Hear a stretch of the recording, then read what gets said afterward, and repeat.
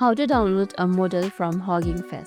Want to use those awesome pre-trained models from the Hugging Face? It's super easy to download them directly. The Hugging Face Hub is a giant library of the models ready for you to use in your projects. First things first, head over to huggingface.co, and this is where all the magic happens. And once you are logged in, you will be directed to this type of interface which we call homepage. And on your homepage, you can see an option for the models, which is just beside the sidebar. It's over here. Tap on that. Over here you will see a lot of models. There's a multi-modal over here, computer vision, and many more. To download them, what you have to do is simply tap on it, and under it you can see various models. Let's tap on this one. So we have selected Sesame. Once you're in this page, simply go to files and version over here, tap on it.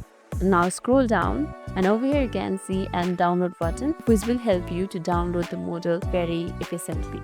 And that's how you can download the models on Hugging Face.